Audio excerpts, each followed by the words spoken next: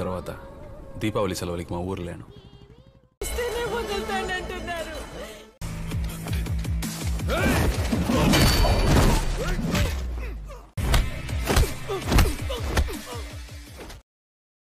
Suatu malam sekelompok bandit merampok rumah warga yang berada tepat di pinggir jalan raya.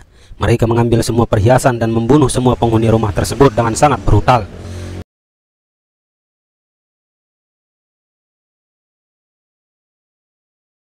Teran berada di sebuah perguruan tinggi pelatihan kepolisian.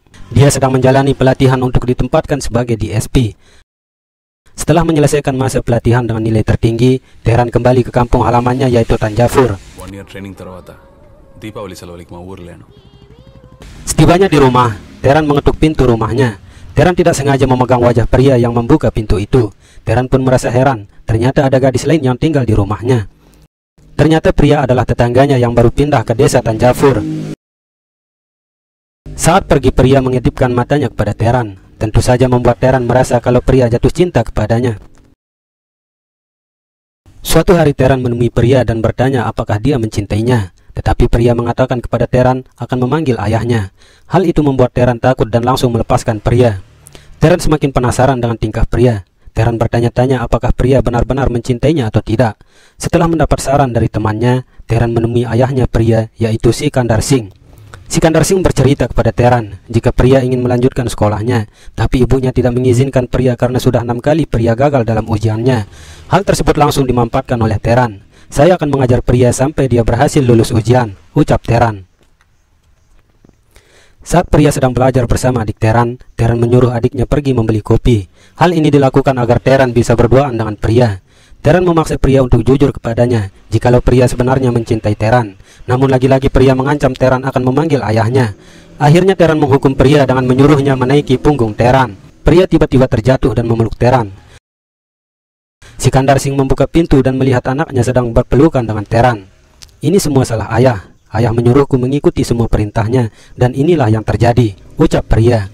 Teran dan pria akhirnya menikah dengan penuh kebahagiaan. Perampokan kembali terjadi dan pelakunya adalah bandit yang sama. Mereka selalu menghabisi semua korbannya tanpa ampun. Mereka juga mengambil semua harta para korbannya tanpa tersisa sedikit pun. Dan kali ini mereka beraksi lebih brutal dari biasanya. Mereka memperkosa anak korbannya sebelum membunuhnya. Sementara itu, Teran menjadi sangat terkenal karena cara yang dia lakukan dalam menyelesaikan sebuah kasus. Teran berhasil menyelamatkan seorang anak perempuan dari preman yang menculiknya tanpa uang tebusan sedikit pun. Teran juga memberantas para preman yang selalu mengganggu para warga dan membuat kejahatan.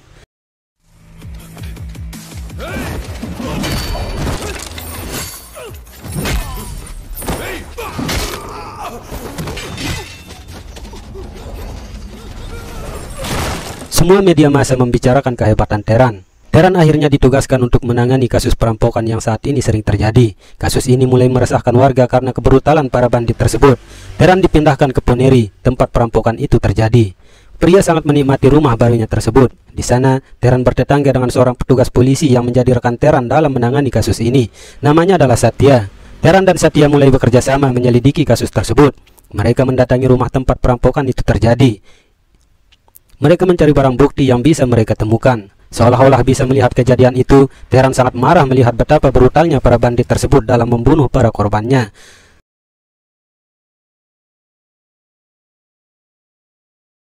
Setelah beberapa bulan menangani kasus itu, Teran masih belum bisa melacak siapa pelaku perampokan tersebut. Hal ini membuat atasannya menyuruh Teran untuk berhenti menyelidiki kasus tersebut. Atasannya berkata, tangkap saja 2 atau 3 orang sebagai pelakunya, lalu tutup kasusnya. Aksi perampokan kembali terjadi untuk yang ketiga kalinya. Kali ini yang menjadi korban adalah seorang MLA dari partai yang berkuasa. Para bandit tersebut membunuh MLA dan semua keluarganya yang ada di rumah tersebut. Hal ini membuat pemerintah menjadi marah. Menteri Dalam Negeri akhirnya memberikan wewenang penuh kepada Teran untuk bisa menangkap para bandit tersebut. Teran mulai menjalankan tugasnya dengan pergi ke rumah MLA itu untuk mencari barang bukti yang ada. Akhirnya Teran dan timnya menemukan sebuah sidik jari. Teran dan timnya kemudian mendatangi seluruh penjara yang ada di negara bagian Tamil Nadu untuk menemukan sidik jari yang cocok dengan sidik jari bandit tersebut. Semua sidik jari diperiksa oleh tim Teran yang dibantu oleh petugas setempat. Namun tidak ada satupun yang cocok dengan sidik jari yang ditemukan oleh Teran.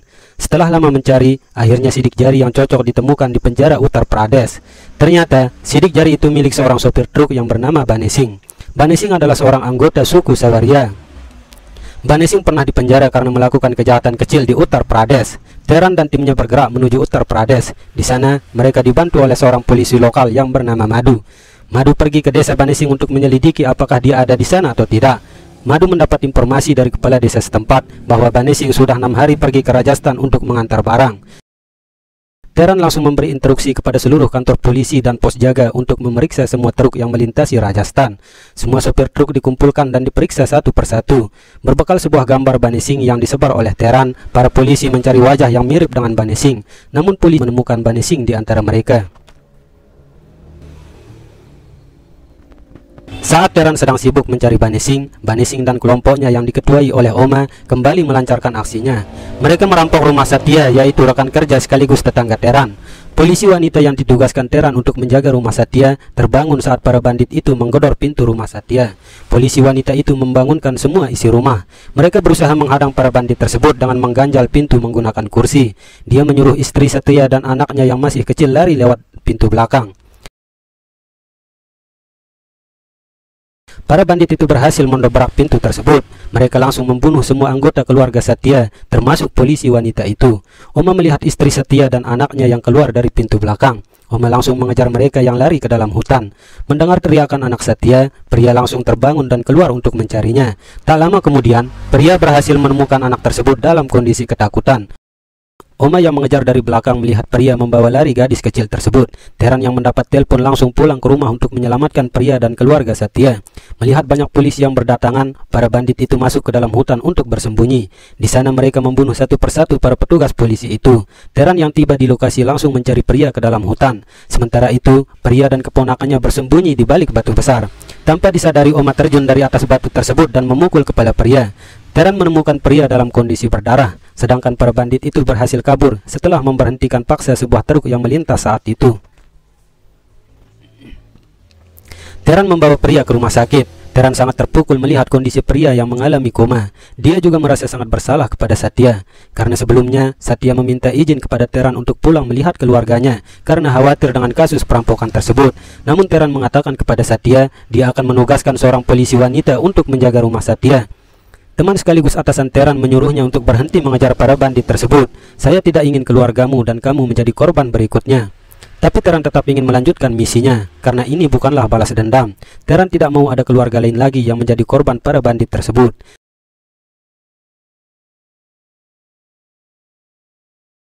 Teran meminta kepada pejabat setempat untuk diberikan membentuk tim yang baru. Kali ini Teran mengumpulkan para polisi muda dan berprestasi. Teran yang dibantu oleh Madu mendatangi desa Bane Singh untuk menangkapnya. Setibanya di sana, Teran menemukan Madu sedang minum bersama temannya. Teran langsung menghajar anak buah Bane Singh dan para warga desa yang mencoba menghalanginya.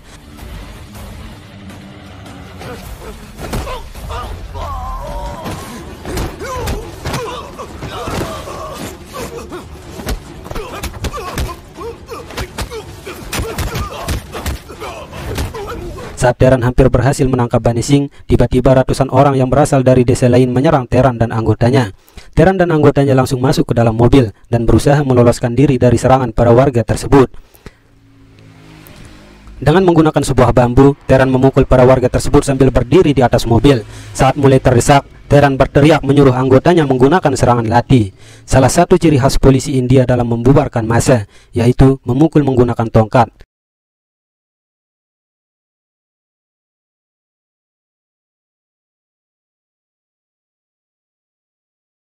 Akhirnya Teran dan anggotanya berhasil lolos dari serangan tersebut. Teran sangat marah dengan kecerobohannya. Dia tidak menyangka jika para warga desa di sana akan melindungi Bane Singh. Salah satu anggota Teran mengusulkan membawa tentara untuk menyerang Bane Singh dan warga desa. Tetapi Teran tidak mau membunuh Bani Singh. Dia harus ditangkap agar bisa mengetahui siapa pemimpin dari para bandit itu. Teran kemudian meminta Madu untuk mencari seorang informan yang berasal dari kelompok Sawaria. Akhirnya seorang informan yang bernama Pandit mau menolong Teran setelah dijanjikan hadiah 50.000 rupiah untuk satu informasi saja. Dari hasil informasi yang diberikan oleh Pandit, Teran berhasil menangkap paman Bani Singh. Dia adalah Haram Singh. Haram Singh bertugas untuk mengatur para bandit tersebut karena hanya dia satu-satunya yang terpelajar dari kelompok mereka. Haram Singh juga bertugas untuk menjual semua hasil rampokan tersebut. Haram Singh disiksa di dalam penjara untuk mendapatkan informasi tentang para bandit itu. Namun satu-satunya kata yang keluar dari mulutnya adalah, "Saya tidak bersalah." Meski berhari-hari disiksa dan dipukul, Bani Singh tetap mengatakan kalau dia tidak bersalah. Hal ini membuat Teran sangat marah. Dia menembakkan pistolnya ke kaki Haram Singh. Beruntung pelurunya hanya melubangi celana Haram Singh. Di persidangan, Teran meminta kepada hakim tambahan masa pengurungan Haram Singh. Namun, karena Haram Singh tetap tidak mau mengaku dan tanpa adanya alat bukti yang kuat, akhirnya Haram Singh dibebaskan. Teran mendapat telepon dari Pandit yang memintanya pergi ke sebuah toko sirih di dekat jalan raya. Di sana Teran mendapatkan informasi bahwa Bani Singh berada di dalam salah satu bus yang melintasi jalan itu. Teran dan anggotanya segera menaiki bus tempat Bani Singh berada. Bani Singh mencoba kabur dengan naik di atas bus tersebut. Teran mengejar Bani Singh dan terjadilah perkelahian di atas bus itu.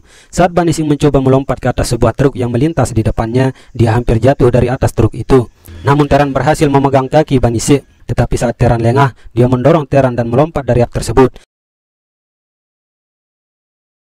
Bani Singh lari ke arah gurun. Teran mengejarnya dan berhasil menangkap Bani Singh.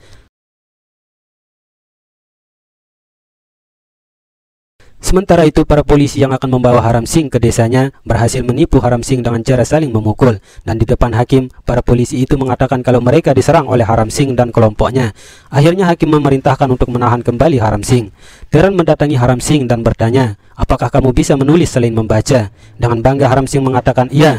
Teran lalu menyuruh Haram Singh menulis sebuah berita. Tanpa disadari, salah satu anggota Teran merekam Haram Singh yang sedang menulis. Lalu Teran mendatangi Bani Singh sambil memperlihatkan video tersebut. Teran mengatakan kepada Bani Singh kalau Haram Singh telah memberikan informasi kepadanya. Teran juga melemparkan sebuah buntalan yang berisi emas hasil rampokan Bani Singh.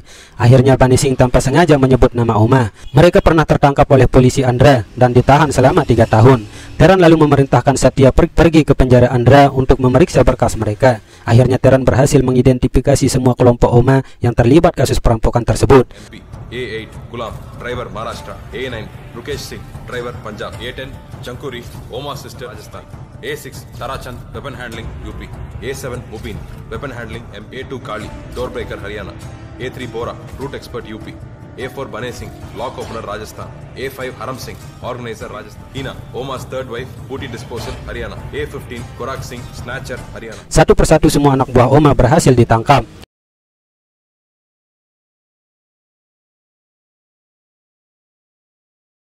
Oma melarikan diri dan bersembunyi di sebuah kuil. Tidak ingin lari terus-menerus dari kejaran Teran, Oma menyuruh pengacaranya menyebarkan berita kalau Oma dan komplotannya yang masih tersisa akan melarikan diri menaiki sebuah kereta api di stasiun Hameira.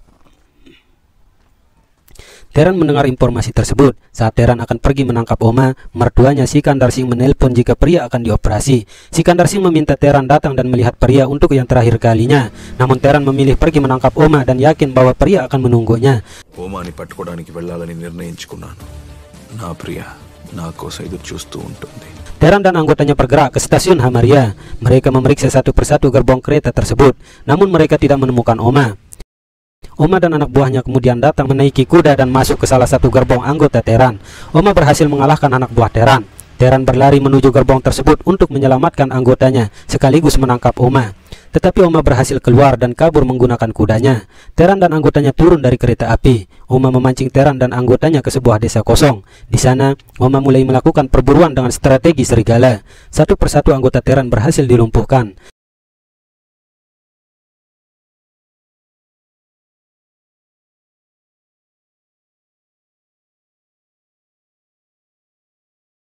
Teran yang berada di atas sebuah menara menyuruh Satya berlari ke arahnya. Saat Satya berlari ke arah Teran, anak buah Oma mengejar dari belakang dan dua lagi menunggu di depan Satya yang sudah siap memukulnya.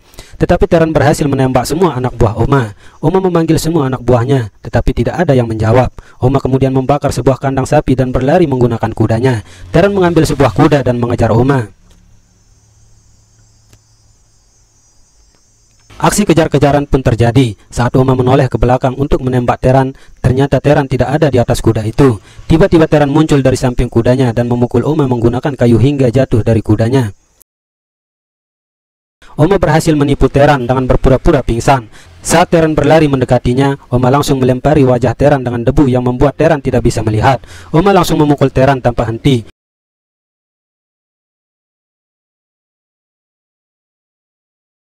Oma mencekik leher Teran. Dalam keadaan terdesak, Teran berhasil mendapatkan sebuah batu. Teran langsung memukul lutut Oma secara bertubi-tubi.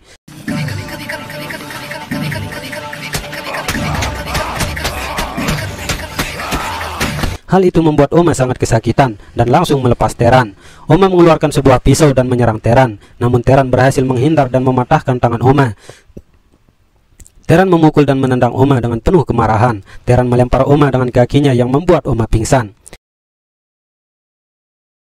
Akhirnya Teran berhasil menangkap Oma dan menariknya menggunakan kuda. Di akhir cerita, kita diperlihatkan Teran yang sedang berdoa di depan foto pria, dan ternyata pria meninggal saat melakukan operasi tersebut. Sementara Oma dijatuhi hukuman mati. Namun setelah Oma dan pengacaranya melakukan banding, akhirnya Oma dijatuhi hukuman seumur hidup. Film pun berakhir.